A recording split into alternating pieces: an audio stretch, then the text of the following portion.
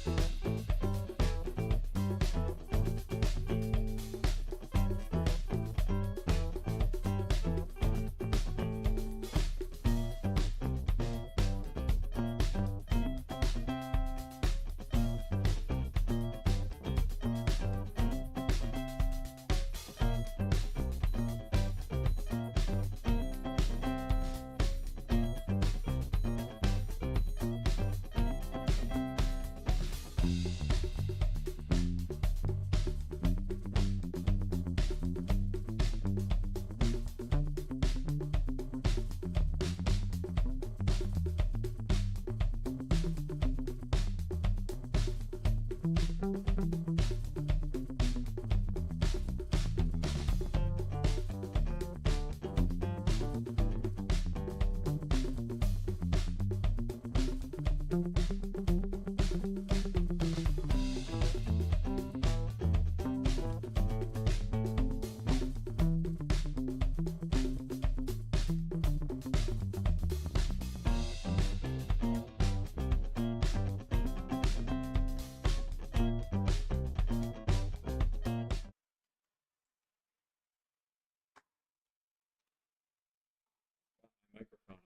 have a red light on it.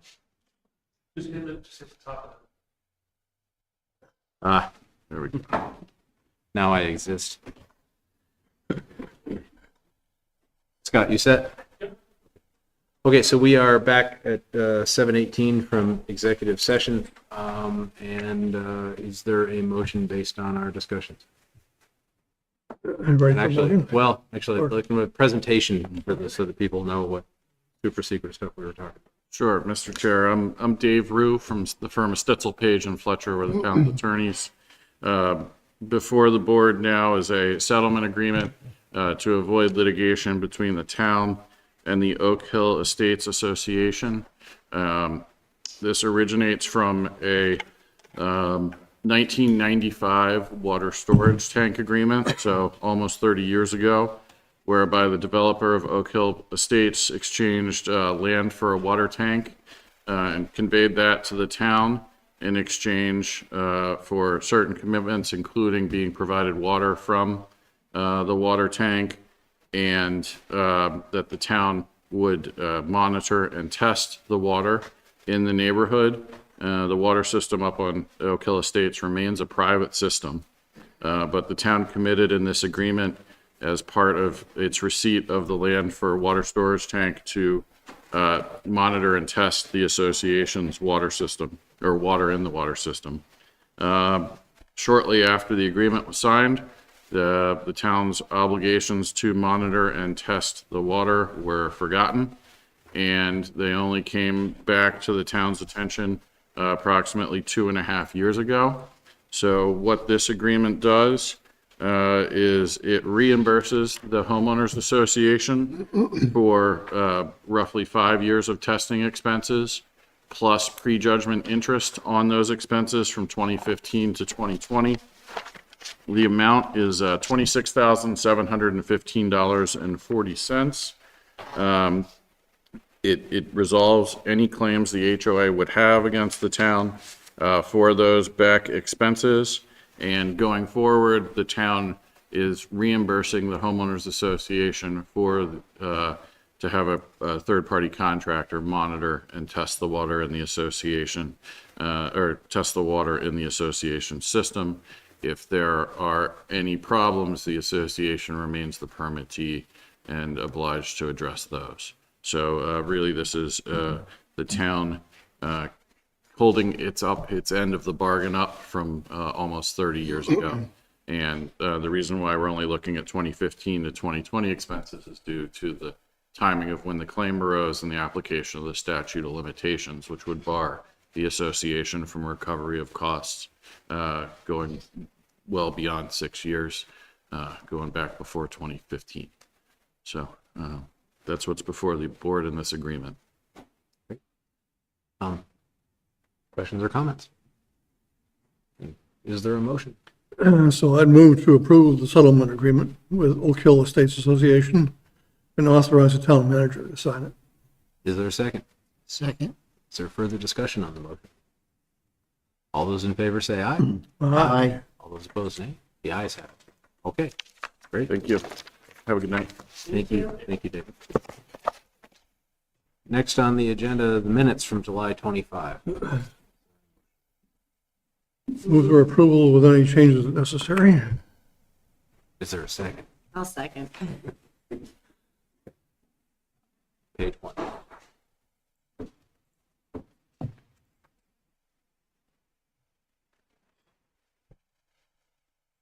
Page 2.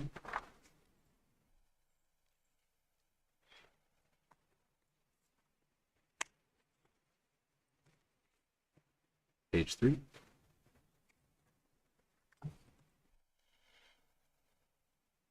Hearing no modifications, all those in favor say aye. Aye. Those opposed, nay. The ayes have it. Public comment.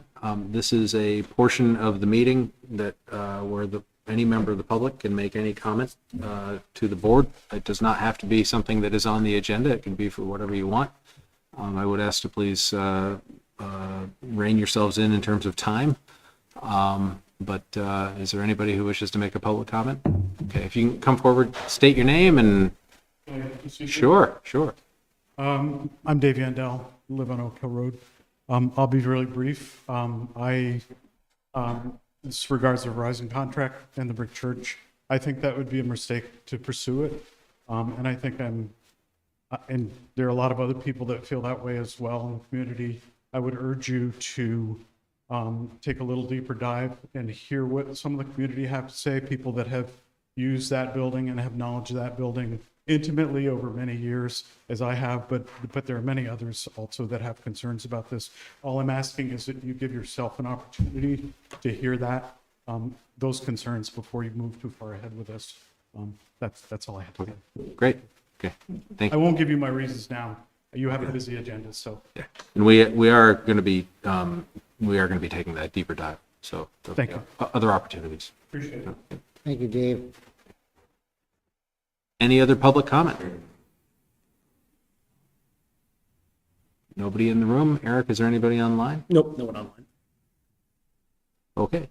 Next, interviews, candidates for the Planning Commission. And I understand that all of the candidates are actually physically here, which is, I think might be the first time in a long time. So anyway, so folks, if you can come up and sit in the chairs. There'll be just five Only candidates. five. Yeah, one candidate dropped out. Yeah. So welcome and thank you.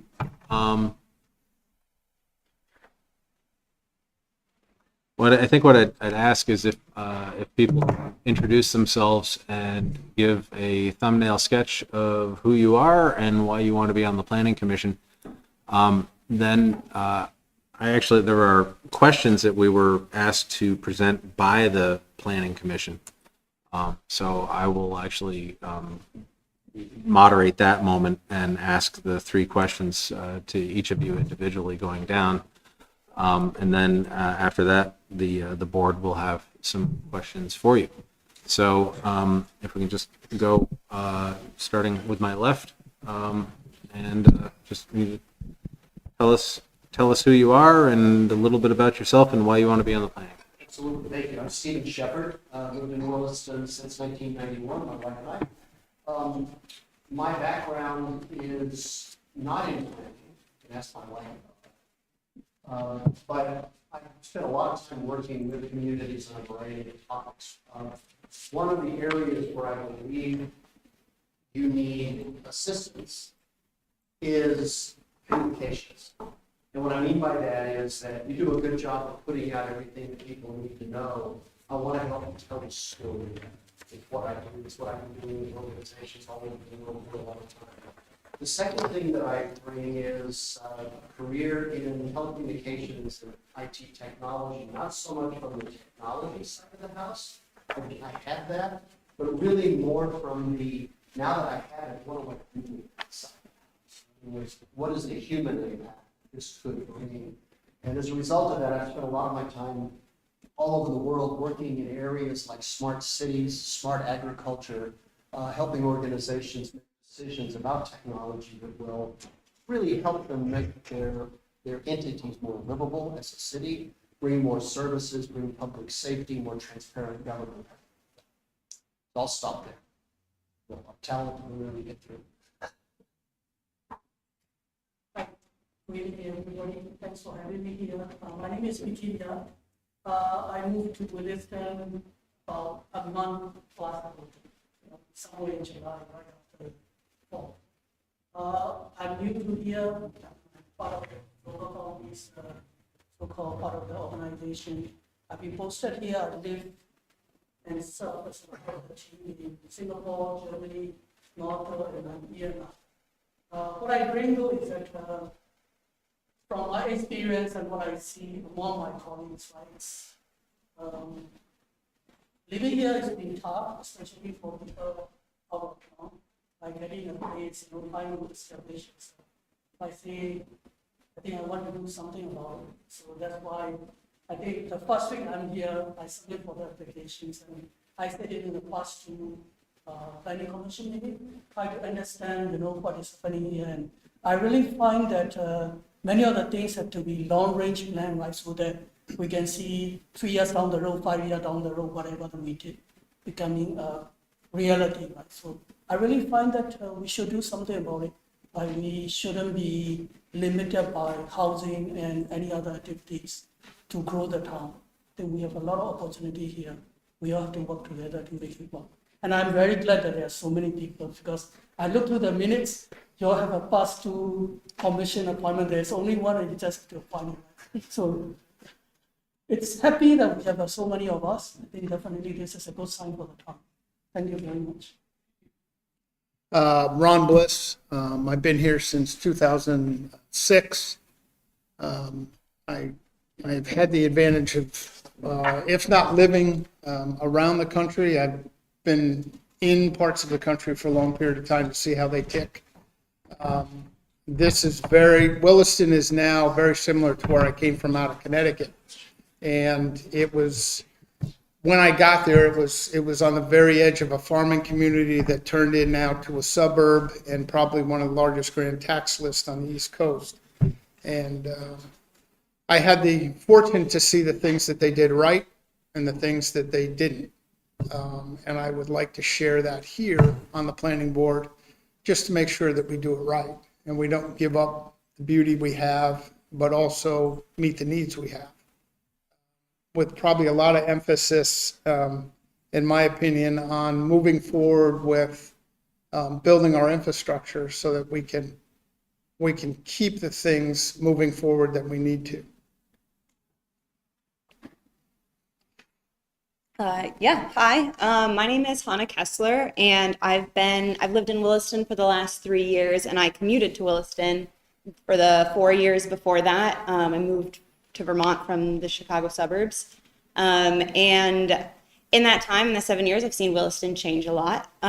Some of it has been really exciting, like seeing the town plan come to shape for a more walkable, pedestrian-friendly, bike-friendly town that has more housing. And, I think with some also incredulous maybe when I first moved here and didn't see kind of the full vision. And so, my background is also not in planning, but I'm incredibly fascinated by housing and transportation, constantly reading and listening about how are other towns doing this? How are they kind of making towns livable, equitable, kind of really resilient to the future changes that we kind of have coming. And so something I can bring to the table is asking good questions about where we need to go, where we want to go. I had the experience recently. I live on 2A, and it's not a walkable road. There's no sidewalk. But when they were redoing the power lines, we ended up having this little walking path for a while, and it changed our house from somewhere that we were going to be maybe for a couple years to somewhere it's this is great. We love it here. The ability to not be constrained by somewhere that you must always leave by car. It's the built environment changes how people can interact with it and live with it and feel about a place. And so I'm really passionate about making kind of contributing to the work that Williston is already doing to that, and helping move us forward in that direction, because I want to kind of stay here forever.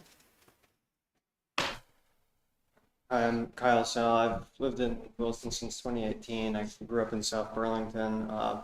I was recently a member of the Glacier Specific Plan Committee, and it really enlightened me to how impactful citizen engagement in the public process can be.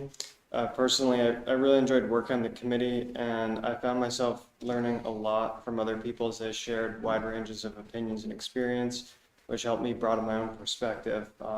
As for the Planning Commission, I really appreciate the long-term view that the Planning Commission in town here in Williston has taken. I was impressed with the form-based code project and the foresight they had for thinking 50 years into the future. And the future has really never been approaching faster, so it feels to me, and we're at an inflection point with growth, and where are we going to go? as a volunteer, I look forward to doing the work to bring the town plan to life through the public process and writing new bylaws. So,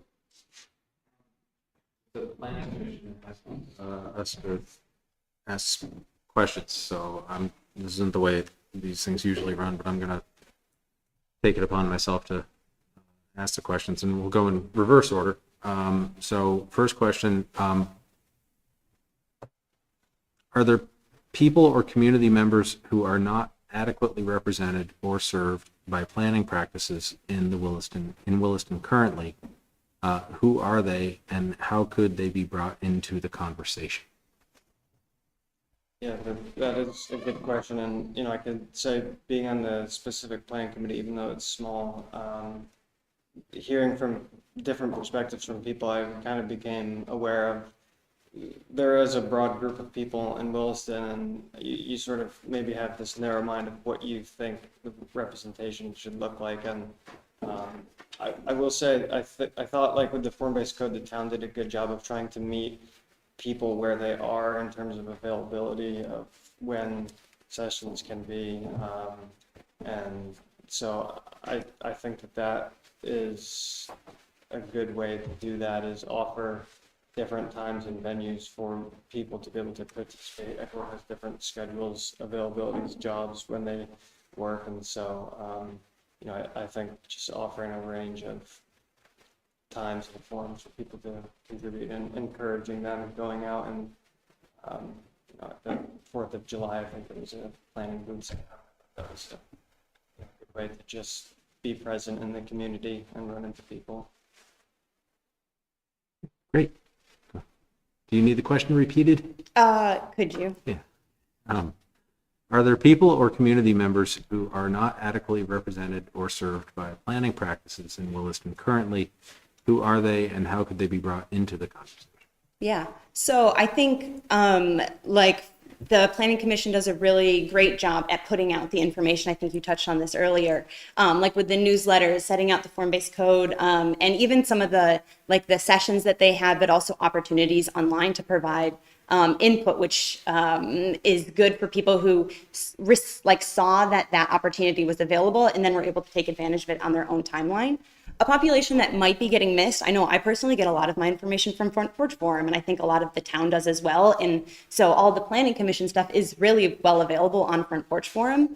But something that I was just, kind of comes up over and over when you're reading about like towns and growing kind of strong towns, is like you need to like actually walk your town. And so I had this experience where I was like, long story, but I was working from Panera one morning and I was like, I need to go pick up a prescription. It's like, well, I will go walk there, right? And you have a totally different experience walking somewhere than you do driving. And I think that there's this population that does walk places. It seems like a very specific, odd group to target. But I think that catching people in the midst of what they're normally doing, like you mentioned, the 4th of July parade, or like at farmers markets, I've seen kind of pop-ups to kind of get people where they already are, instead of kind of in this formal fashion through, formal meetings that might not always work with people's schedules, kind of meeting people in the events that they regularly go through, kind of in the pop-ups or in speaking to people kind of out in the town, I think is one way that can kind of continue to be a really great way to solicit input from people who might not have an opportunity to, or really the time, or be able to make it a priority elsewise. Great. I think they've covered it. I think we just have to expand, getting the word out, whether it's more of these functions. We have people there, have people available to answer the questions, get the word out. And it may be time where the town has some kind of almost alert system as well as an informational system where you can, people can sign up for it, and it'll have a multitude of options. But one of those would be to get out this information that is out and not just rely on the hope that they get on Front Porch Forum. It just may be another added perk because we can get them in on, hey, they need some kind of alert, or if something goes on in town, and we can use it for that as well. Can expand it into, town planning, town information, and get it out that way.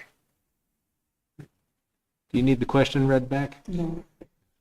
I would say if you're interested, the information's out there. I mean, I've been to all the meetings, there are only 2 or 3 publics. If they are interested, they will be there, right? It's, I mean, these days and age, if you have a vested interest, you will be there. I mean, I'm here less than 2 months, and I'm here involving in all this public forum, so it's all up to individual, right? How much they want to put in their time and effort. If they have interest, they be there, right? I see many people come up and talk about chickens and dogs and all kinds of stuff, so how passionate you are, that's all it is.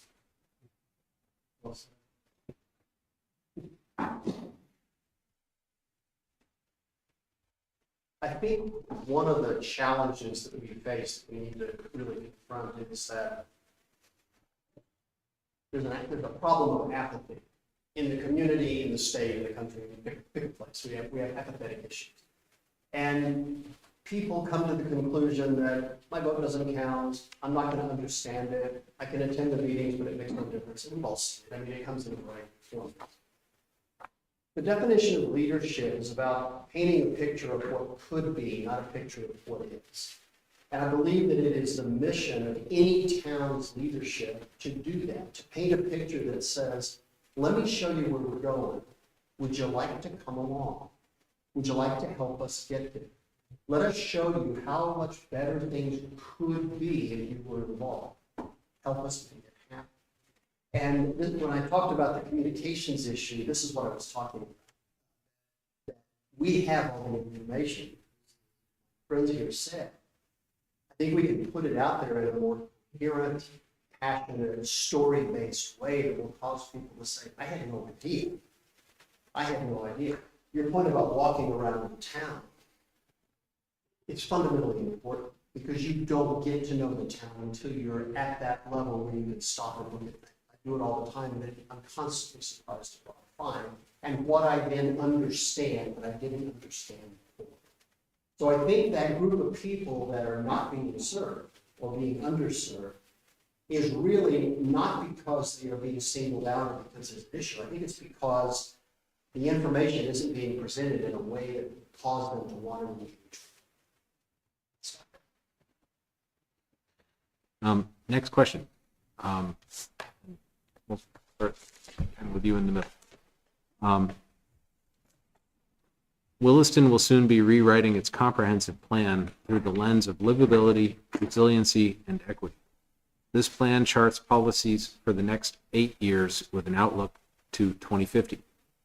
In your opinion and vision, what does a livable, resilient, and equitable Williston look like in 2050? What kind of policies and programs are needed to achieve that vision?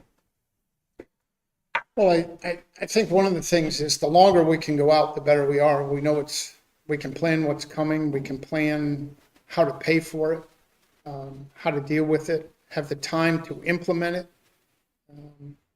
Waiting until tomorrow to figure out what we need by the weekend is probably a little late. I think we need to have a mix, obviously, of affordable housing and just housing in general. I also think we have to do it in a nature that keeps the town affordable.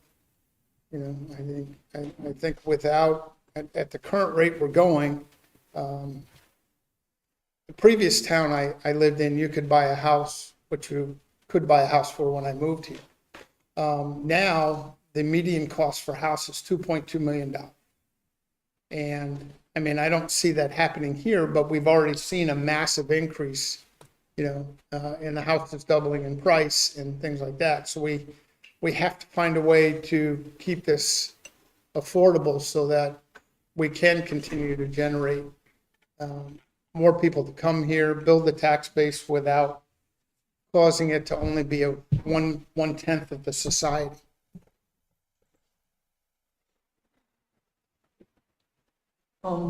I totally agree. And I also saw and read some sort of, I think, some kind of a reports or whatsoever is where we are today.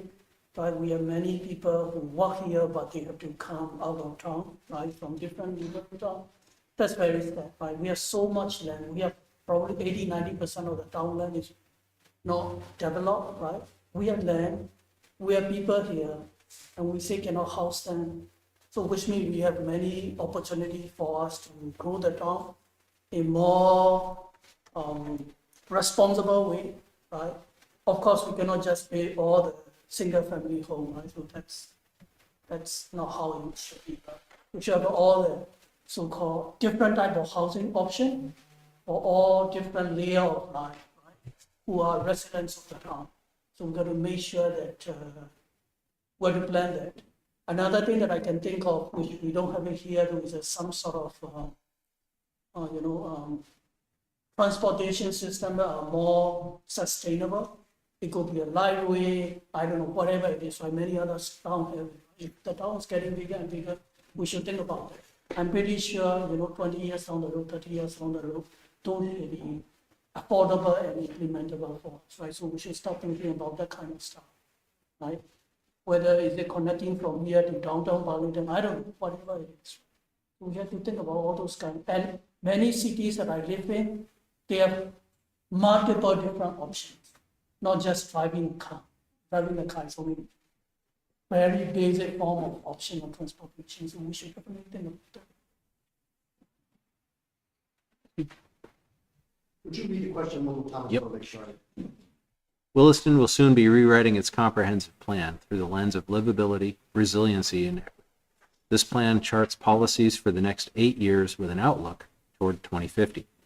In your opinion and vision, what does a livable, resilient, and equitable Williston look like in 2050? What kind of policies or programs are needed to achieve that vision? The three qualities that you listed are the qualities that define what we want Williston to not look like, but feel like going into the future. We have to balance the very real need for growth. It's something all towns go through as part of their existence, as part of their evolution. But we have to balance that against the reality of people who have lived here for a long time, the perceived culture of what this town is and what it represents, the kinds of jobs and environments that we want to have here, the types of businesses we want to have here. So those three characteristics, I don't believe guide what we do so much as they reflect what we do. I believe that if we make the right decisions as a community, whether it's the job of this group or the job of the greater community itself, I think what we want to see is a town that through its own actions results in a community that people define by those three qualities. That's what I want to see. It's going to look different no matter what. New buildings are going to go up, old buildings are going to come down, the city's going to compress and expand in a variety of ways like an amoeba. But I know what I want it to feel like. And the way I want it to feel is the way that is defined by those three qualities. So yeah, it's a good question. I think the infrastructure resiliency piece, when we talk about wastewater and stormwater and all of those types of things, where we are in 2050 in terms of growth and rain events, and so taking a long-term plan, waiting to kind of cross that bridge now before it becomes very difficult to cross in the future. And I think a variety of housing types is important, and that includes a variety of housing densities. With growth, density and efficiency kind of go hand in hand. You talk walkability, that just comes with density, and so we sort of have to accept, if we want to get ahead, this is what that actually looks like. If you want to achieve these things, this is what that looks like. And I think governmental processes can be slow. It's hard to be proactive, and so designing bylaws and such that are flexible to allow us to respond to needs of the community over a long period of time without obviously threading the needle of unintended consequences. So I think there's a balancing act. I think the form-based code did a good job of that, of providing this is what it's going to look like, this is how it's going to function. This is going to get us the next 50 years, but it's flexible enough to do that while providing guardrails to work the way we want.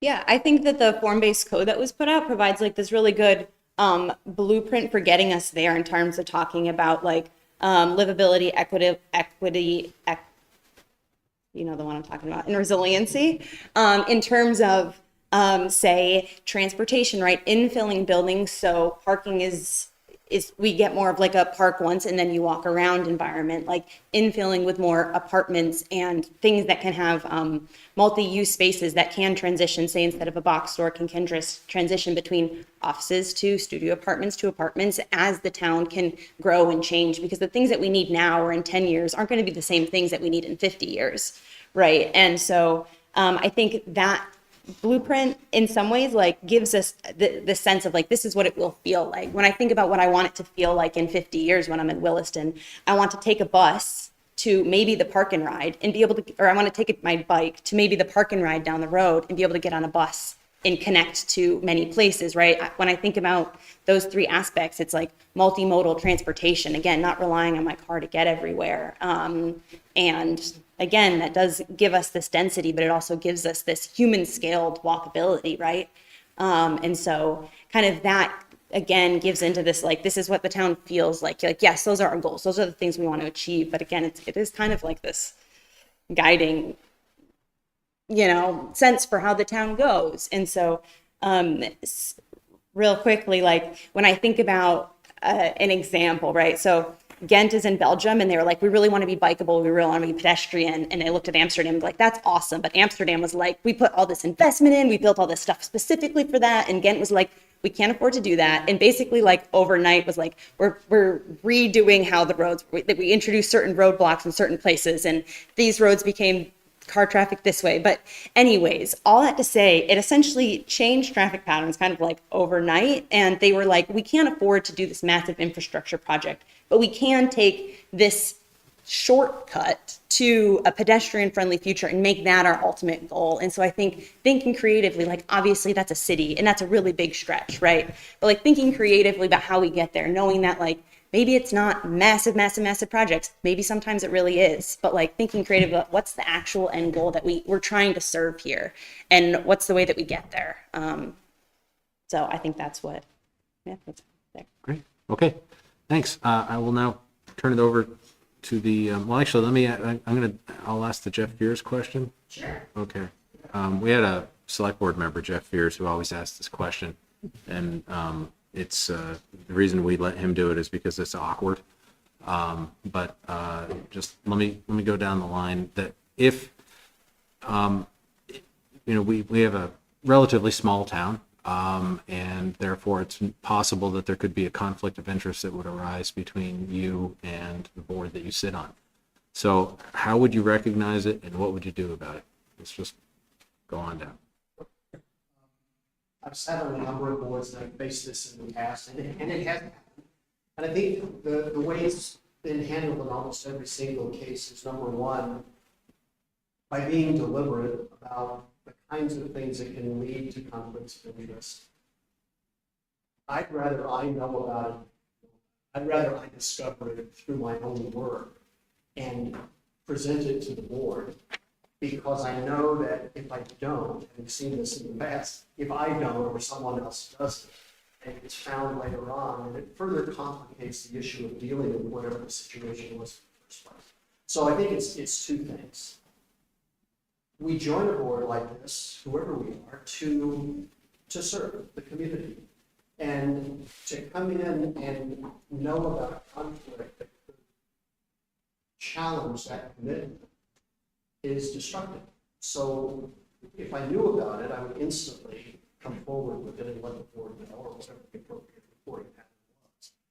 And I would expect someone from the board to come to me as well. This is not one of those personal things. This is professional. And if it's an issue, that we deal with it and I step away, trusting the other members to deal with whatever the situation might be. It just works. It's the way it's supposed to work. Thank you. I think it's at work, we have a conflict of interest form. We started off filling out day one. So that's what I would like to do, make sure that you fill it up all the things that you personally have interest for. Hopefully that will keep us in check, and of course we can keep on going back and update it again so that everybody know where everybody interest is. But to me, I don't think there should be anything. But of course, we have to be keep honest, right? If there's such a thing arise, you just raise a hand and step out for a while, make sure that the conversation can go on, and you can take the best decision. I don't really see there's any personal gain out of it. This is more of serving the community kind of things. And so far, everybody that I interact with are quite straightforward people. So I don't think we're going to have that kind of problem here. Yeah, I think that, they pretty much covered it. I mean, it's pretty simple. If you have a conflict interest, notify them and step out. I mean, and if someone else sees it and doesn't, I would hope they'd come forward to me and I would step out immediately. I don't think there's any question as to why we should impugn the process over something like that. Yeah, I kind of echo that. Like, it's pretty obvious to have to say, yes, this is a conflict of interest, and there's a reason that there's alternates. There's a reason that there's an entire commission, and that's so that ideally it's a team and you trust everyone, and there's not one person, ideally there's never one person who's I will make the massivest difference, and it really matters that I'm on this one specific project for the mission of our team, right? That's not what a commission is for.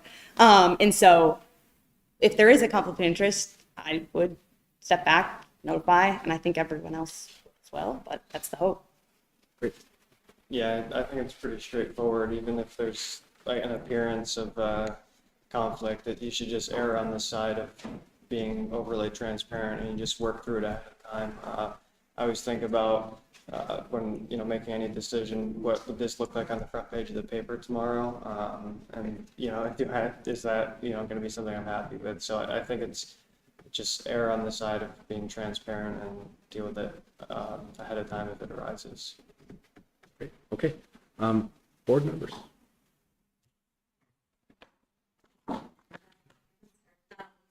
So, hopeful that you've all had a chance to kind of review some of the work that the Planning Commission has been really focused on. One of the things that is of utmost importance recently is the affordable housing, and several of you have mentioned as an issue. If you don't mind talking about a little bit about how you view the Planning Commission's role in promoting affordable housing, and what, if you've had a chance to review the report, certainly your thoughts on that, and how to engage the Planning Commission. One of the questions from the Planning Commission kind of involved this, but how to engage folks. We, many of our boards and commissions are very, it's hard for folks maybe of different socioeconomic statuses to get involved in them because, being on boards and commissions and having the time to do that is a privilege. How would you get folks who would be the beneficiaries of more affordable housing to be involved in the process? That's a very multi-part question. And I can maybe try to clarify. And I felt like Jeff there for a moment. Yeah. So I don't. Start maybe here, and we'll work our way.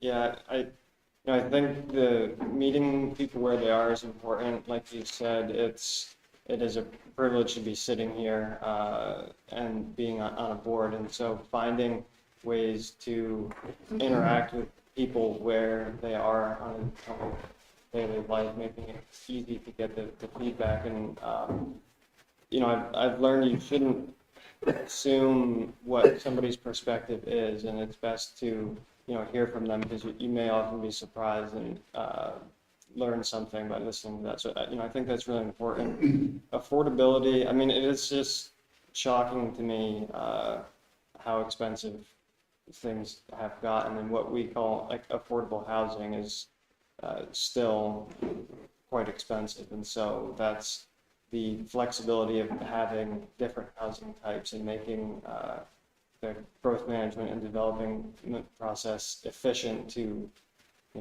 reduce costs and offer different housing types that we may not allow or are harder to build would be helpful.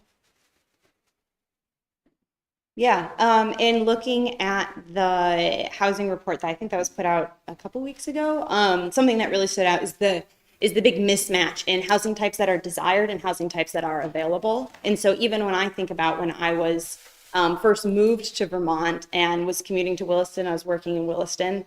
Like, not a lot of apartments were there 7 years ago, right? Like, I would have wanted a single bedroom or 2 bedrooms to share with a roommate. And so I think that's a specific area of focus, matching the need with with what's available so that people can readjust. And then in terms of the planning commission's role in it, it's setting up, like, the planning commission is setting up the town plan. And I think one of the goals is that moving forward is to kind of set forth some rules, standards, like if X percentage is affordable, then we'll allow this type of building, and kind of set some of those ground rules with the select board, but kind of, from my understanding and talking with Matt, to kind of help the select board understand and like kind of remove some of the burden. And so of like every single decision has to be made for every single development. Like, okay, let's rethink it from scratch. Let's start over. It's like, so I think that's something that will be addressed. And I think, the best way that, I could contribute to that move forward is just asking like, what's worked elsewhere, what's working now, what's not working now, and, participate in that conversation. I think a couple of things. One is, obviously, when setting up the town plan, you can either do it on a development basis or a townwide basis, that a certain percentage of it has to be affordable housing, whatever that's determined these days to be, because it probably changes by the hour. But the other thing too is, once these plans are made, these percentages or guidelines are put in, you reach out to the housing authorities and get that information out there so they can share, because the people they're gonna see are the ones that need the help. And if we have the housing, then they're the ones you approach with it and let them know what our plan is, what our goal is, and what we expect to have in a certain time frame. I would say, I think there's a lot of adjustment to the existing permit requirements and all those rules. They are trying to do that over the past month. I think those are good. That will also reduce the kind of like bureaucratic red tapes that people are facing, right? Especially when I heard about this, I think this is what they are doing today, right? The trader lanes and some kind of adjustment and all that. I was told that that's been talking about it for past 4 or 5 years, and we are still on the final phase of doing it. So think about it, right? So this is only one portion of it, which means there are many other things that being dragged on for so many years. So we have to figure out a way to accelerate and make it more accessible and more affordable. So if I'm a businessman, I'd rather build a single family home because that's where I can make more money, right? Unless there's an incentive for me to build a multi-story building, more affordable. So we have to think about it from different angles, right? To make there is an incentive for people to do this, right? If it is the local developers or not, then I should reach out to all the rest of the US for such people who are interested, right? Give them some incentive, give them something better, right? If that's what the town is needed, right? All the reports are showing that that's what the town is needed, and we don't have it, right? So we should have to think about it. Bigger picture, figure it out, how do we want to draw all those activities, right? Because at the end of the day, all the people live in the town, we are supposed to serve them. If we cannot serve them, why are we here? Right? I think the question's been answered really well, and I want to add one little comment. I believe that we all have blind spots, every one of us, organizations, individuals, companies. And those blind spots can cause us to become complacent. And when we become complacent, we start to worship the status quo. We start to look at the way things are and say, it's good enough. It's good enough. Good enough is good enough. One of the challenges that we face is simply that we've got this weird dichotomy going on that all communities go through, which is, I want to live in a town that's rural, it has no traffic, and I can walk and bike everywhere, I'm in the same boat. But I want the kind of services I get in the big city. I want gyms, and I want coffee shops, and I want good restaurants and the whole bit. That's great. But there's more to it than the gym or the restaurant. It's the people that work there. And if the people that work there can't live here or close to here, then they can't deliver the service infrastructure required for those businesses to be successful. And just to add to what everyone has said, which I wholeheartedly agree with, whatever we do, I think, needs to be addressed in a deliberate fashion to eliminate that potential blind spot, to make sure that we're thinking about those folks too, because I'm afraid they may get overlooked in the process.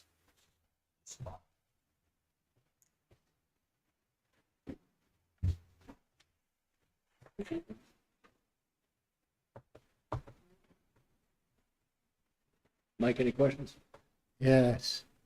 Kind of tough questions here. How to word them. I'm not good at wording questions sometimes, but I feel like, and do you believe that the new town growth plan, is that public based? Is that based upon the public input? And is inclusionary zoning based on public input, or is that planning commission input? Where do you want to start? Go ahead, Steve. I think it's both. I think it's guidance from the planning commission, but I think it absolutely requires input from the public. But in a way that will cause a representative population of the public to actually respond. In other words, what can we do, Mike, to get them to understand that it's very important that you speak up and have your moment to share what you believe, what you think about this inclusionary plan. We will provide guidance because we have professionals that do that. But we need to hear from the people that are going to have to live with the results of that plan. So I think it's an interesting question because on the one hand, yeah, you need public comment. On the other hand, you need public comment. So what are we going to do to ensure that we get an adequate, English Steve, an adequate representation of that? How do we incent people to come forward and play? I don't know if I answered your question. Yeah, it was a hard question to come up with, you know. I had trouble wording it, you know, to make it clear. You know, I feel like the town growth plan is something that the public puts together, and then the inclusionary zoning is something the planning commission, which may not necessarily go with the town growth plan. I think you answered it very well. Thank you. I would say though, I think the staff and commissions are trying to come up with 12 questions with 3 different variations. That's a survey that they currently trying to come up, try to get the opinion of the public, right?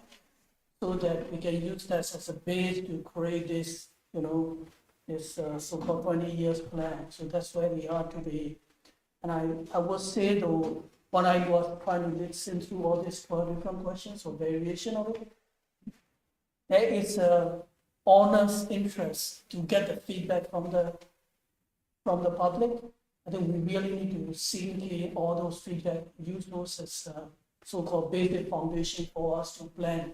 Because at the end of the day, though, as I mentioned, why are we here for? We cannot serve or we cannot listen to people. Right? Of course, people will not know all the nitty-gritty of all the rules and regulations for safety or environments or health related activities. Of course, those are part of our job, but the thing so that let them speak out and get as much feedback as we can, and then we can use that for the so-called planning purpose for the future. So that's what we have to do. Thank you. There's no question that the town has to be involved in the process. I mean, we need their feedback, their position, their belief, their feeling. But I think that's a challenge that we're going to have to figure out how to overcome. Because tonight there's a meeting and there's the 5 of us, and maybe there was no big draw on this, but for people not to come out, it's very hard to get people engaged here when it comes to anything under the government domain. And it's not Williston. It's everywhere I've ever lived. We had 220 people on the town representative committee in the town it came from. And they would have this massive room for all these people, and 11 people would show up. So I think the trick here is going to be to get the information out, get engaged. I think it was brought up here several times that we have to go out, knock on doors, get in the community, be part of the events. But I do believe that, there has to be public input and then filtered through the planning commission to come up with a final result. Thank you. Yeah, I want to add to that. I think everyone touched on like pretty much everything. I think it definitely obviously has to be both. And I also think that people will surprise you, or at least maybe they surprised me when there was the meeting about the Taft's Corners form-based code adoption. I came to speak in support of it, and I was expecting there to be, maybe this is going to stereotype a bunch of people, like a bunch of older people who lived in more rural Vermont, more rural Williston, who really didn't want it to change and who were kind of opposed to seeing growth in the center of Williston, and that building housing was just going to kind of mess up this rural thing that we have. But a surprising number of people, at least surprising to me, were really in support of it. And so I think, yes, it's both. Also, people will surprise you. But I think a key part of it as well is it needs to be structured feedback. Like, people need to have something to respond to. Getting wide, just like, what do you think about X, is can be not always the most productive. And so giving the town something to respond to is always a great starting place. And I can't, the exercise that we were a part of on the last planning commission meeting, one of the questions they asked, there were a number of them, but it was a brainstorming session. It was like, what's the most controversial about housing in Williston? What questions do you have about housing in Williston? Who do we need to ask about housing in Williston? In the question, who do we need to ask about X? In brainstorming, who do we need to ask about this? I think is specifically important in something like this. And it goes to how do we reach them? If we've decided, these people are typically excluded from this conversation, but we've decided we need to ask them how. Thank you. Yeah, a lot of good points have been made. I guess I'll say personally, I sort of could have been asleep at the wheel, I guess. And Matt, the planning director, put a post on Front Porch Forum, 2019 about a new 500 unit development going in. And it wasn't a real post, but it was just sort of something. And I sort of was like, I have no idea what's going on. And whether we're involved or not, the town is changing. And, I've been surprised sometimes, you look at how many people vote in the local elections or at these meetings, and it's a little bit scary because decisions are getting made with or without people participating sometimes. And so that has kind of spurred me to say, hey, this is, I live here in this town and I want to participate. And as everybody said, it's both the town and people, and how do you engage people is probably a challenging question everybody's addressed, but it's important because we all live here together, and we're kind of in it together one way or another. So Thank you. Any other questions from the board? It kind of piggybacks a little bit on this now, that just one of the things, we talk about public input, just to make sure you all feel comfortable with, you are going to be, on the planning commission, making hard decisions, and sometimes making decisions that are unpopular with a subset of people. People are going to be speaking out against the things that, you feel passionately about, or that, the planning commission. So just, how you might handle that, somebody, disagreeing, it's a small town still, ultimately, if you're at the grocery store, coming up to somebody who maybe disagrees with the decision you've made, and just, kind of your general feelings of comfort or discomfort with that, and how you might handle it. We'll maybe start with you, Ron, in the middle, and work our way. I've I spent almost 40 years in law enforcement. That was pretty much a daily occurrence. I lived, I went to high school in the town. I started my law enforcement career, which I will never tell anybody ever to do, because when you start locking up your friends you went to high school with, you know, it's one of those things. We're all adults. We've all been, you know, faced with conflict before. Somebody doesn't like what you've done. Some are more vocal about it than others, and it's just another day. I've never had a problem with that. I know what I did for a living was not on anybody's top 10 list if I met them professionally, and changed their life's course. And I got a lot of that. And I would run into people at dinner with my family that didn't agree with me, and we'd calmly walk outside and discuss it, and we'd move on. It was, my wife got used to having people greet us at public events or dinners, or it's just the way it was. Thank you for your service. Thank you. I hope we don't have to deal with anything as extreme as that over the town plan. However, I think part of it would be to, some of it may be able to be alleviated by communicating a vision more. I think when I first when I first moved to Vermont, I was like, Vermont is amazing. I love it. I came from the Chicago suburbs. Like, everything was flat. There were buildings everywhere. There were cars everywhere. I was like, why do they keep building things here? I don't understand. And then it became more clear. There is this overarching plan, but maybe that plan, it's not this like vision that people feel like they can come along for. And so that's one aspect, right? That's the prevention aspect. And then in the like actual response aspect, I think there's the knowledge one that it's a commission, right? There's a number of us, and it's not one person who's making a decision that the whole town has to live with.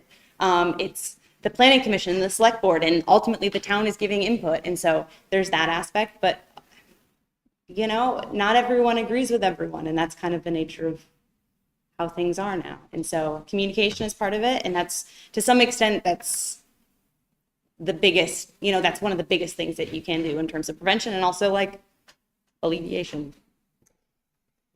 Yeah, I mean, it's tough. On the specific plan committee, there was times when people disagreed, and ultimately you're making the best decision that you think you can have, and even when you disagreed with someone, you both have the common ground that you're trying to make the best decision and you have good intentions, and it doesn't mean you agree, and it can be uncomfortable. But yeah, you know, I think you have to accept that that's part of it, and everybody here has good intentions, and that has, you know, that sort of makes it easier. And you still have that common ground even when you disagree, but it's just part of the job. It is going to be a weird answer. I believe that the answer lies in doing the following. You have to change the engagement from focusing on the what to focusing on the why. We tend to focus on the what, which is very tactical. This is what we did as a committee. Yeah, I know that. I read the minutes. But oftentimes we're not well enough armed to say, but let me explain to you why. Let me walk you through the process that got us to that point. And we know that there are going to be people that are going to like it. So the second part of that question is a question of the story. If we precede the decision with a broad-based story that says, this is what we're trying to accomplish, this is why we're doing the things that we're doing, is we're looking for this ultimate outcome that will serve everybody better. Some in some areas better than others, and so on, okay? The third part is myths and legends. There are a host of myths and legends floating around about this cabal called the Planning Commission that makes decisions under a blanket and spits them out. And that's true of every organization, and we've got to get ahead of that as part of the story. And then I think the fourth piece, and this is much broader based, it's a question of reverence. And I don't mean that in a religious or spiritual sense. What I mean that, the way I mean that is reverence for the process that has served well for many, many, many, many decades. You may not like the outcome, but you must hold dear the process that led to the outcome. Because in 2 years or 4 years, or whenever we make another decision relative to this, there's an opportunity to change it. Get involved. So, like I said, weird answer, but I think those four, however many things there were there are tiny intertwined, and you need to all be part of that process. I will listen, and I will thanks for their feedback. And I will definitely invite them to attend next meeting so that they can understand how the things happen behind the scenes, so that they can hear about all the dogs and cats and all kind of different things that we have to consider also. But we are not just looking and making a decision by throwing the dice. There are many aspects of consideration that need to be made by the commission, by the staff, and everybody else. Right? We really need to appreciate the feedback, because somebody come up and tell you something new, they really concerned about it and they step up, right? Which we really have to be thankful for. And then we can get the engagement from there and move on. And definitely that will be a treasure for us to get any feedback at all. Okay. Well, first, thank you, everybody, for your interest and for your dedication. This has been great. So we're going to close this part of the meeting, and then the decision that we will make is scheduled for later in the meeting, significantly later. But you're free to stay and watch the rest of the meeting. We have a temporary events permit, and tax sale legal authorization is also on the agenda. So that's pretty exciting. But anyway, but no, seriously, you are allowed to stay and watch. But in the meantime, thank you very much. This has been great.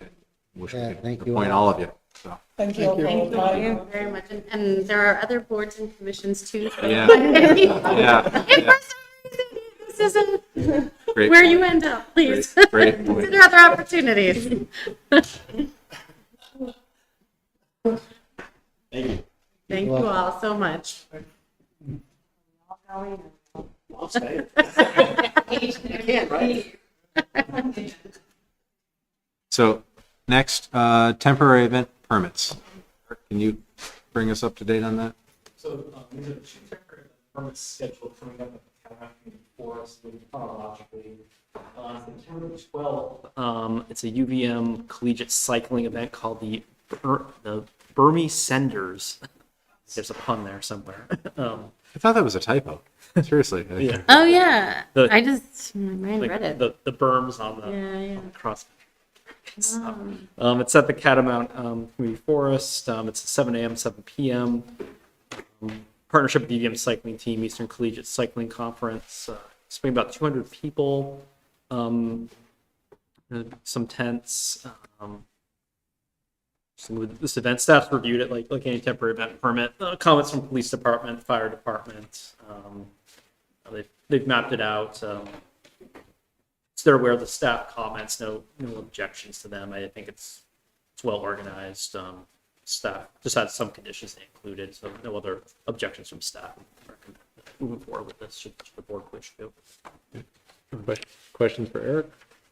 Is this the first time event for them? Do we know? Yeah, this is the first time this particular event, but I think the UVM cycling group's been involved in at least 1 or 2 other. I believe one of the events, I can't find it here right now, but required it, or they did not require, but they're having EMT personnel present, and the other one wasn't. Yeah, I think that's the second event, but I can, let me just double check this first one.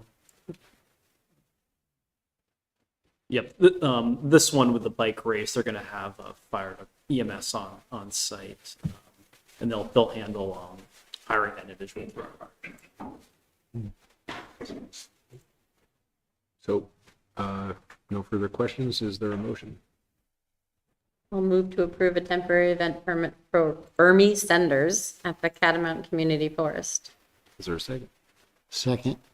Further discussion? All those in favor say aye. Aye. Aye. The ayes have it.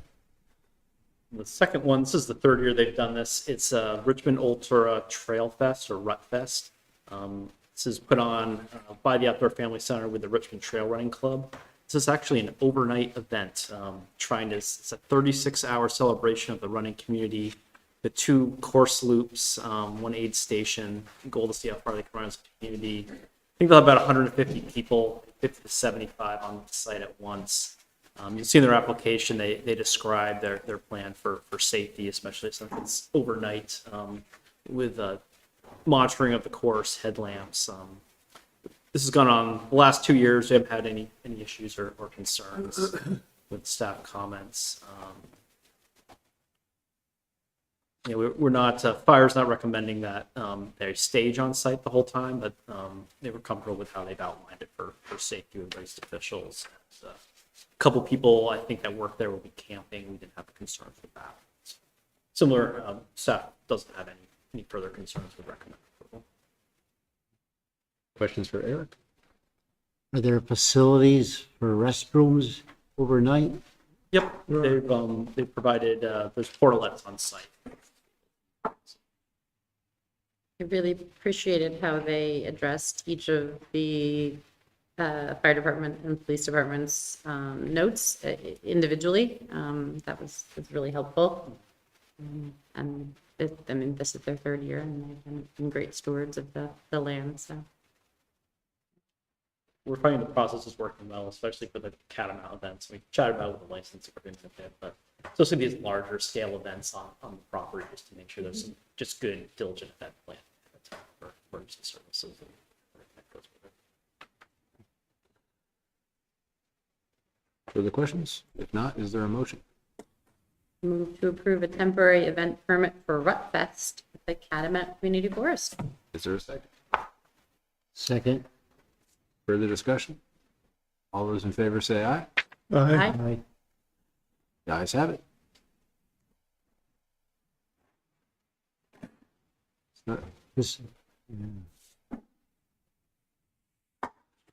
Okay, next on, and that's it, right? Those are just, Yes. okay, yeah. Okay, so next, the land acknowledgement.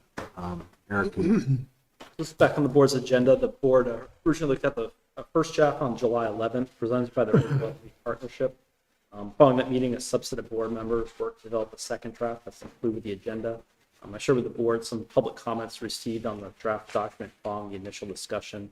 This is back on the agenda for further discussion.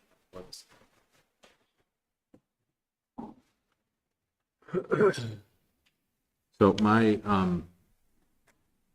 reason I asked that we have further discussion on this is the, letter that came in from the Norwich history professor, Dr. Bennett. And I'll just cut to the chase. What I was hoping we might consider is possibly putting this back with Krista and having this gentleman meet with her and her folks and whoever else wants to go, and just further get more information on it before we make a final decision. I would support sending this back to the partnership.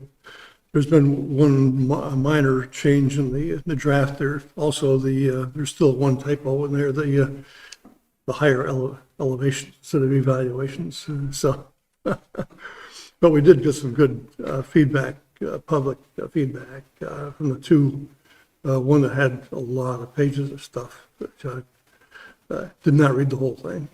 I did read the professor from Norwich, and I thought he had some interesting comments. And so I'd like to see what the partnership has to say and get some feedback from them.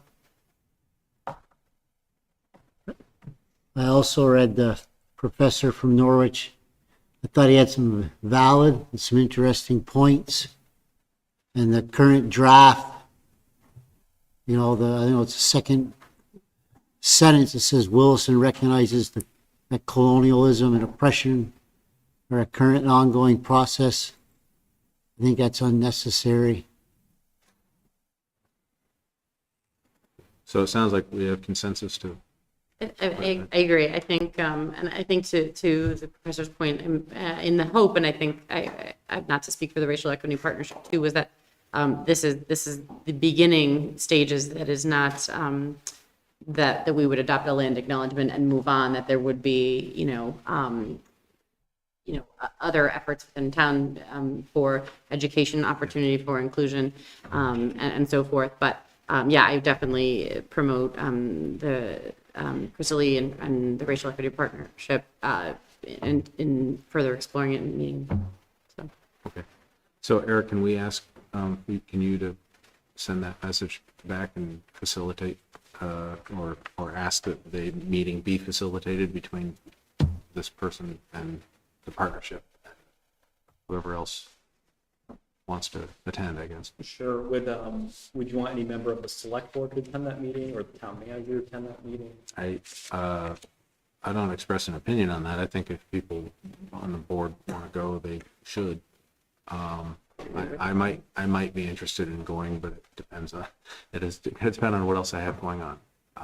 So I can arrange that meeting and inform the board. If we end up having a forum of the board that's going to attend, I can warn it. yeah, okay. In that sense. All right. I'll reach out and facilitate that. Okay. I actually did read about 8, maybe 6 pages of the long study that he included, and I'm a lot of people don't know this, but I'm a lawyer, and I had to read the sentences over and over again. It was one of those kinds of things where, like, wait a minute, that's a lot of commas. Anyway, so but I processed the stuff that I read, and I thought it was a very fascinating area. It's nothing I usually study. So, okay. Next on the agenda, tax sale legal authorization 2023. Or you might recall, we looked at the possibility of a tax sale last year. We ended up not moving forward. We were able to get some accounts current at that time.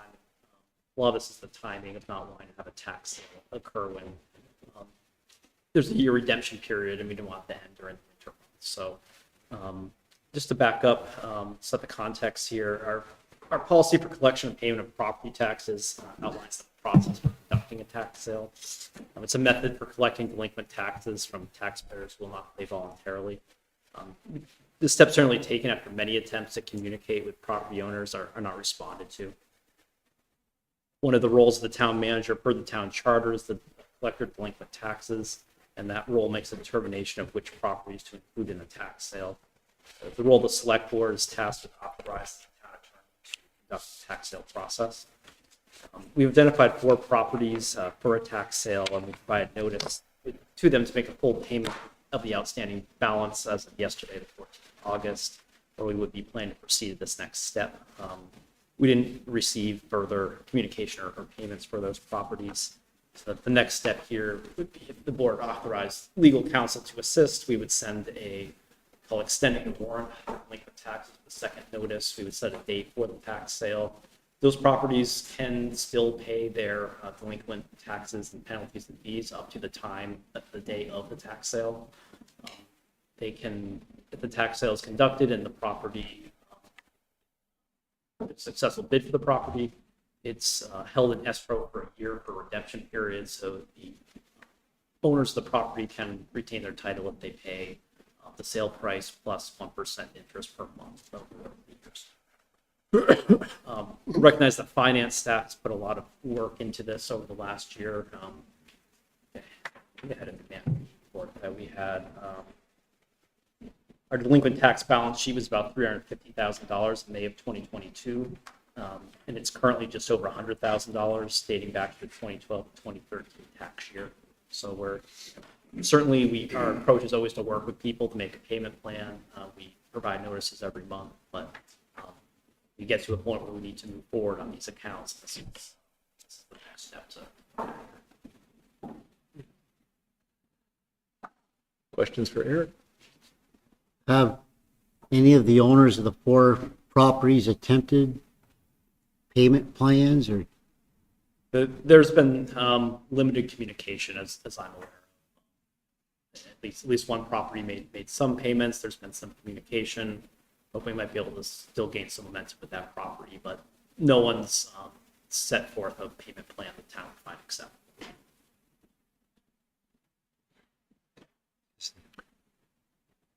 Sounds sad. That's all. We had one success, and a person who was looking for abatement of taxes, whose property taxes went back a long time to the tune of like $76,000. The abatement committee worked with her to get it taken care of. We offered her certain suggestions, which she took and was able to clear that up. So at least that one property is not in the lineup for the tax sale. Yeah, it's, resolving that with a lot of hard work from number of people involved. So that's significantly affecting our balance sheet to get that. Further questions for Eric? Otherwise, Certainly not one of the more glamorous parts of this, and is one of the tougher things to consider. But we did put a process in place for this. And I really appreciate that the town and that Shirley and the staff have been working with folks to really, get this, to help as many people as possible and to avoid the tax sale as much as possible. So. Are there any safety issues involved in any of these properties? Unsafe conditions? Someone, Not that I'm aware of. None of them we pursue any dangerous building statutes or anything.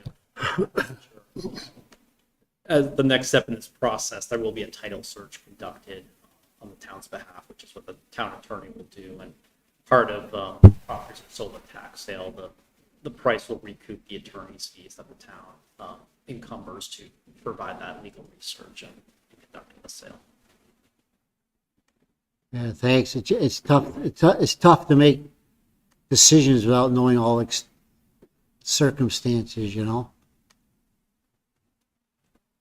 Maybe I can add, I think, two of the four might actually be so inclined to make payments with the second notice they get. So that's the hope, if they receive another push. So, one of these is undeveloped. The other person here said we are still working with them to see if we can help them. We have program is potentially going to have the money, so we're hoping we have it. We're on a waiting list, and we're hoping that the money will open up and that might be paid through the process. So it might be down to just one, and it actually gets there. Fingers crossed. so if there are no further questions, is there a motion? I'll be the hard-hearted Hannah and move to approve the use of Sissel, Page, and Fletcher PC to conduct the town's 2023 tax sale process. Is there a second? Second. Further discussion? All those in favor say aye. Aye. All those opposed, nay. The ayes have it. Next, investment policy amendment.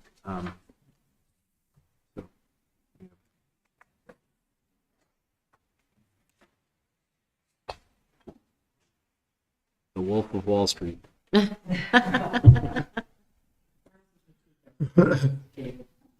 rates out. Good interest rates out. Yeah. Definitely had some very exciting interest rates, and even looking at last fiscal year, the numbers, I mean, were, 200% plus above what our budget was.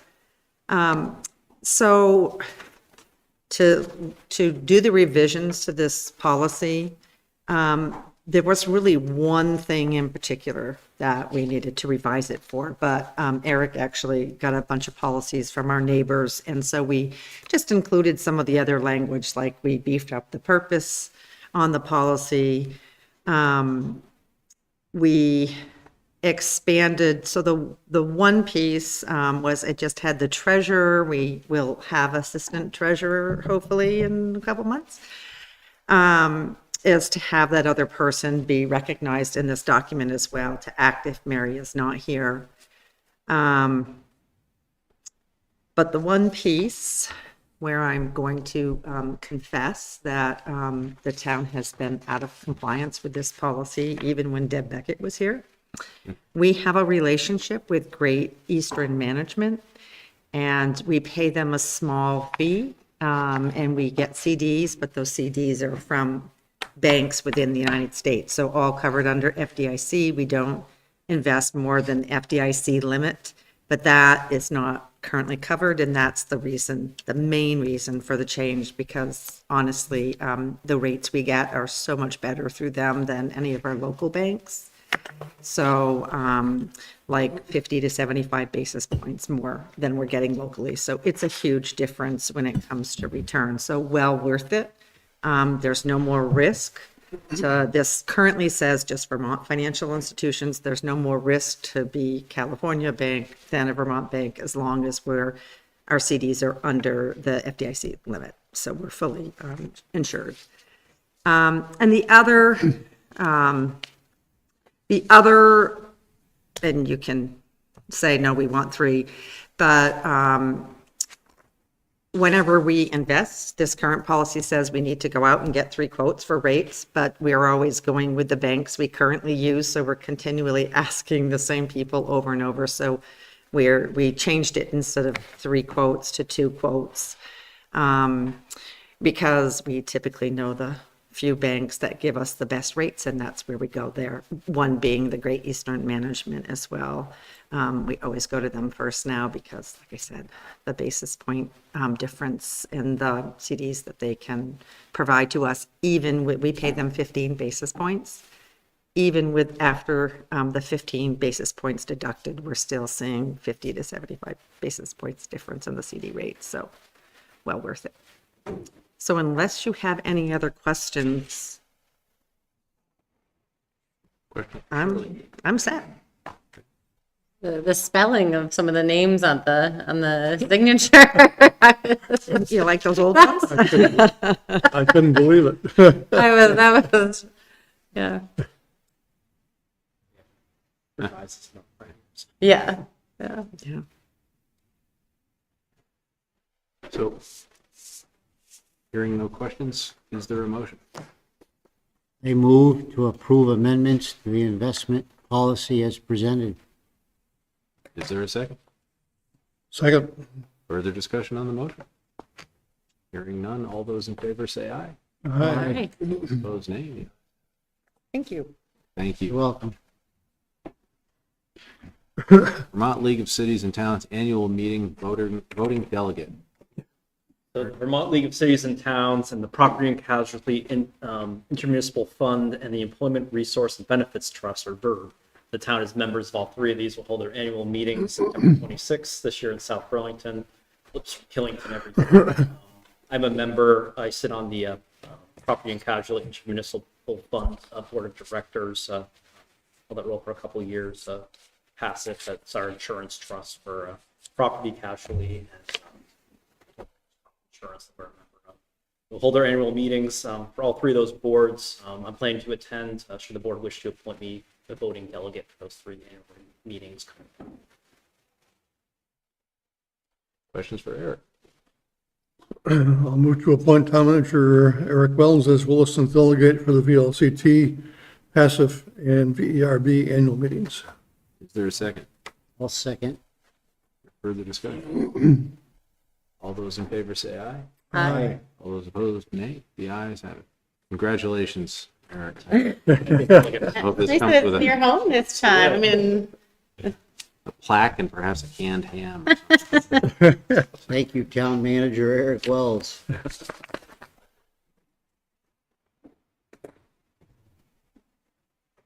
Next on the agenda, the appointments. Consider appointments to the Planning Commission. So I'm actually creating a chart. I wouldn't made up for you if you like. Oh, no, you can, why don't you be the clerk? Okay, not quite sure how the board wants to proceed, and we just ask, general comments and, Give our like two and then our choice for alternate, or, and then see where we're at and discuss, is that? rely on the That would be- experience of Terry, because we had to do this. I was just basing that on what Terry's done Yeah. before. We've done Steal this on his numerous thunder. occasions when we have multiple Yeah. people. So what I would suggest is that, we've heard the discussion, it was a good discussion with all of our candidates. My suggestion is that we have 5 candidates. We have essentially 2 openings and an alternate. If we vote for 3 candidates to begin with, have my handy dandy chart made up. And the top 2, if there are tie votes for the top 2, they become the planning commission members, and the third one is the alternate. There's one person who is not interested in being an alternate. We'll see where that falls. But if there's the third person who gets the most vote would be the alternate. Unless there's a tie, then we go back and do them. Sounds good. Is there consensus on that? Nope. Okay. So, yeah, let's just go around. Get to be first. You get to be Oh, first. great.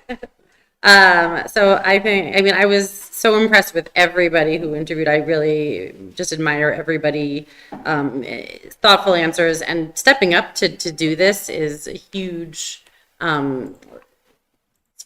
it speaks volumes to their commitment to our community and their really passion to be involved in all that. So I'm really just so grateful to everybody.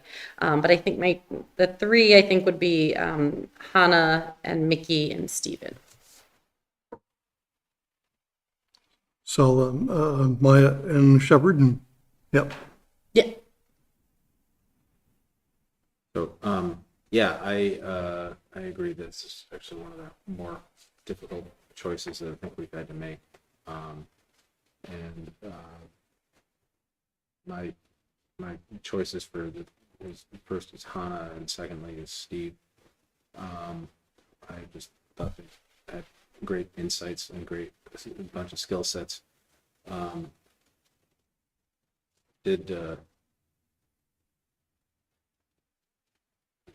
Hannah indicated that she actually reads books about municipalities and planning, and I was actually going to weigh that against her. What kind of person? But anyway, but those are, and we have 3, right? The third. Would be So there's 3. I didn't hear your first 2. it'd be Hannah, Hannah. Steve Shepherd, and then third would be Ron So Shepherd, Kessler, and Bliss. and Bliss.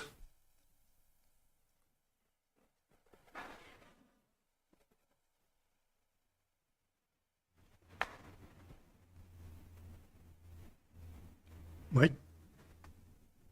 It is a tough decision. I like Dr.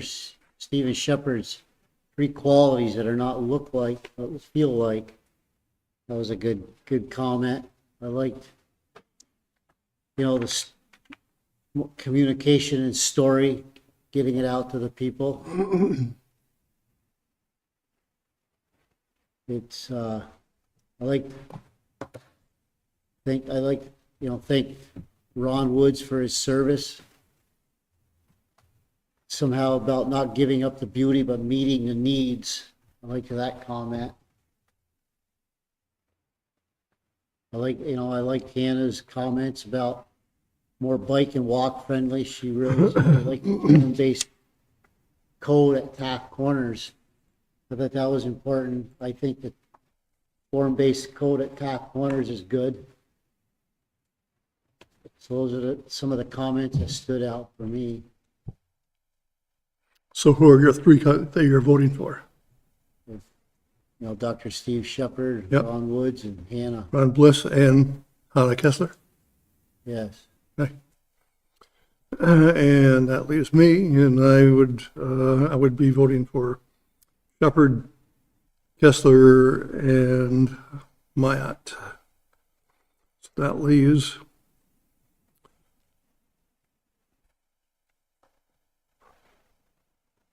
Shepherd with 4, Kessler with 3, and a tie with Bliss and Myatt with 2 votes each. I think didn't we all vote for Pardon? Kessler? Didn't we all vote for Kessler? I had had you as Myatt, Sala, and Shepherd. Did I Oh, get no, that no, I said Hannah, Kessler. wrong? Or not Sala. Not Sala, Kessler, yeah. Hannah Kessler. Yeah, Okay. sorry. Okay, that gives a different story. We have 2 with 4. We have Shepherd and Kessler with 4, Myatt and Bliss with 2 each.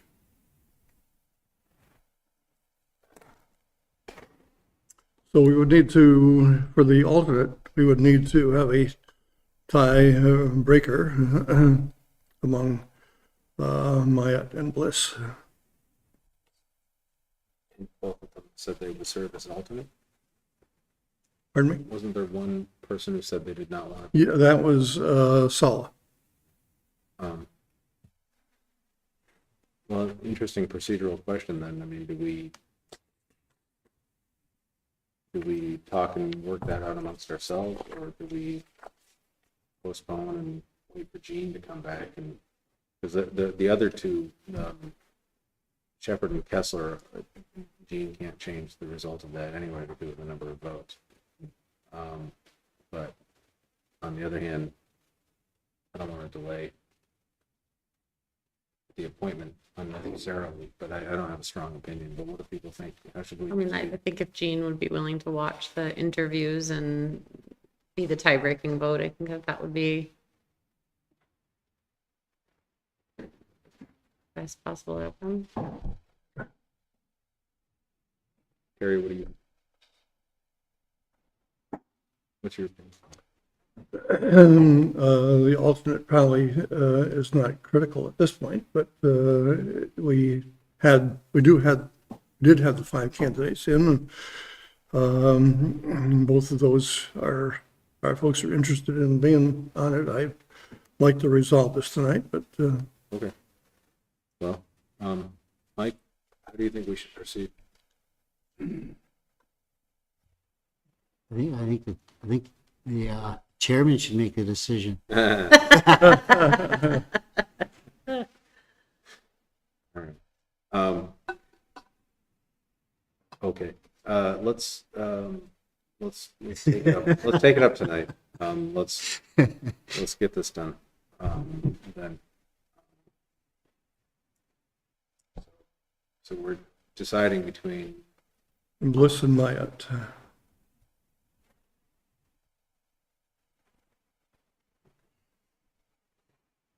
Does anybody want to weigh in? I can lead off, or if somebody, but I don't know. Use the weight of the chair to influence people. I know. You guys are like, what As long as you're the hell? not wielding the We didn't- gavel. Yeah, I know. We didn't listen to him before he was chair. Why would we listen? I actually would go with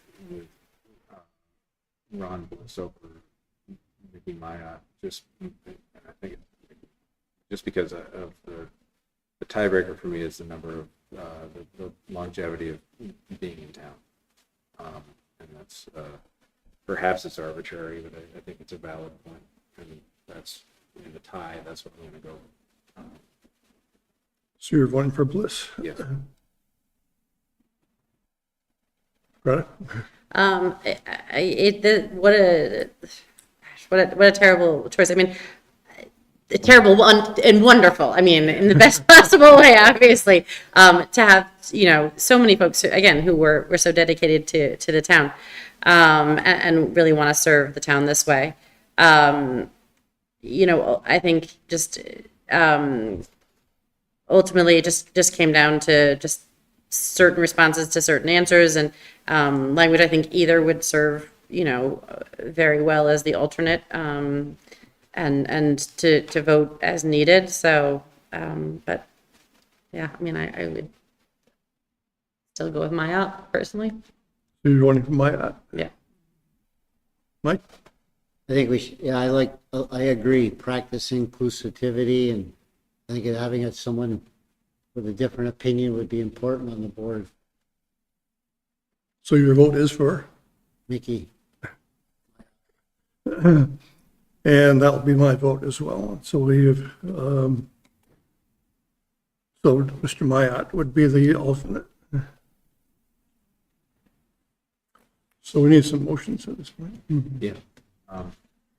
I can do it. And for the board, there's, with the open positions, there's an unexpired 4-year term through June of 24, an unexpired 4-year term through June of 27. And then this is the first time the town's had an alternate role, but that, and the select board can decide the term of that, but I'm suggesting a 1-year term unexpired through 2024. And typically for everyone watching with appointments, those are, when someone's up for reappointment, they're asked if they'd like to see reappointment. The board does that process in June of each year. You just do alphabetical for Sure. per term? Okay, so we'll do Hannah and then Stephen. Okay. All right, so I'm going to move to appoint Hannah Kessler to the Planning Commission for an unexpired 4-year term through June 30th, 2024. We'll also move to appoint Stephen Shepherd to the Planning Commission for an unexpired 4-year term through June 30th, 2027. And also move to appoint Mickey Myatt to the Planning Commission as an alternate for an unexpired 1-year term through June 30th, 2024. Second. Further discussion on the motion? All those in favor say aye. Aye. Opposed, nay. The ayes have it. Thank you all so much. Congratulations. Very appreciative. And please, please, please, we could very much use your service and other boards and commissions. Please consider applying.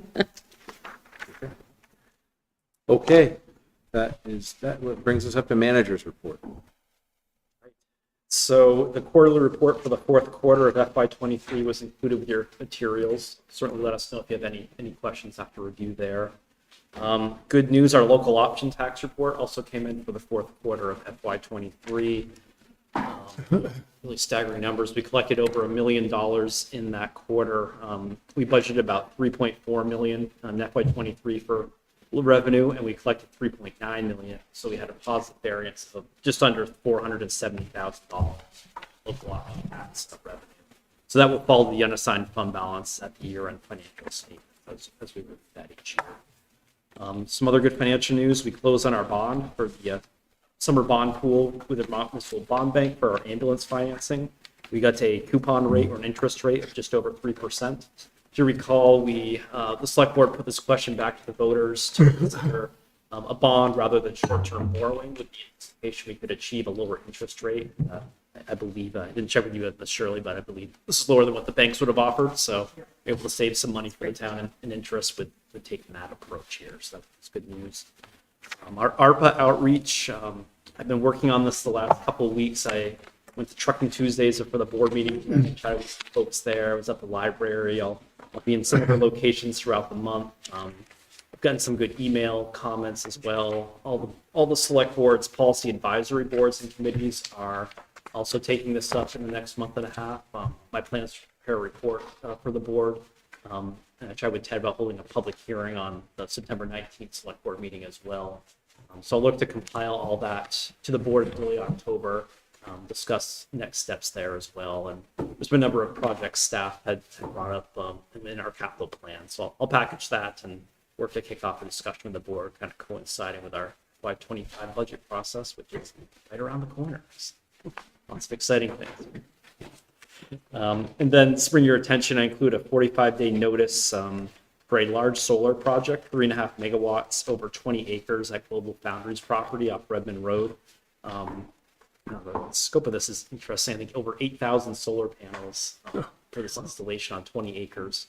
You might recall Global Foundries became its own electric utility last year. So this is part of green energy requirements. This certainly meets a lot of our local energy plan goals for renewable generation. With our enhanced local energy plan, we have a preferred siting policy as part of that. So basically, it's the local policies that we can provide comments to Public Utilities Commission to receive substantial deference, which carries a lot of weight in their opinion making for these applications. So process-wise, the Planning Commission would submit any comments to the Public Utilities Commission.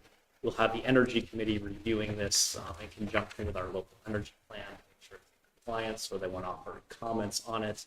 I provided to the Select Board. The Select Board had comments. I can forward those to the Planning Commission. Certainly a big project, and it would you waive the 45-day period last meeting for the Velcro project. Much different scope here, but this is a 45-day notice that they require before this goes to the PUC. So that is what I have for the board this evening. No idea how much 3.5 megawatts is, but I assume on 20 acres and that many solar panels, that's a lot of energy produced. Yeah, that's I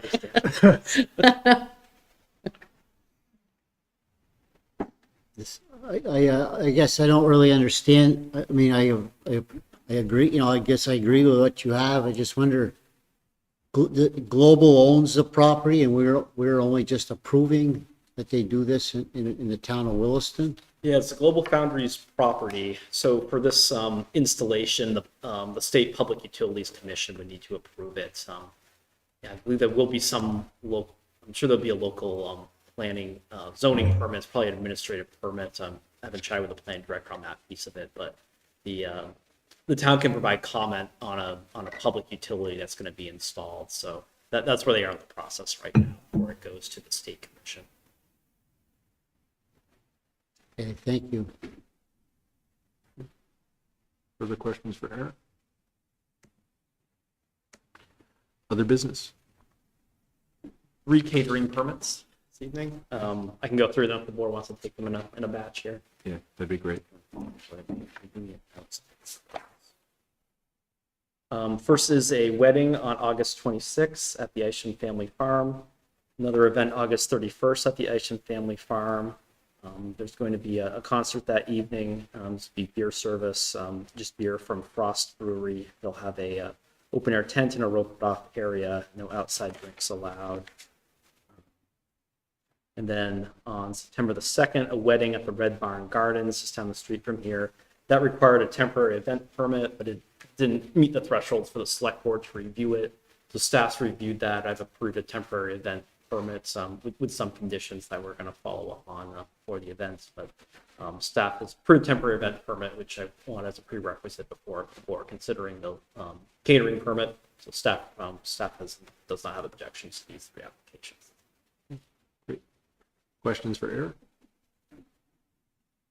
Is there a motion? Move to approve the 3 catering permits. Is there a second? Second. Further discussion? I recluse from voting. Yeah. All those in favor say aye. Aye. All those opposed? All those abstaining? One staying. Yep. Okay. Final thoughts on agenda items from meeting. Anything we need to sweep in and scoop up from tonight's meeting before we move on? Okay.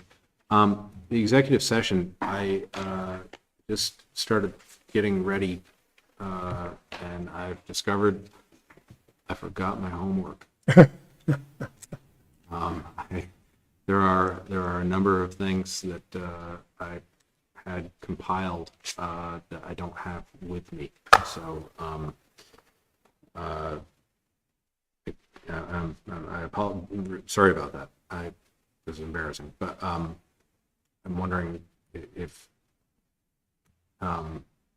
we can schedule this for the next meeting. Is that possible?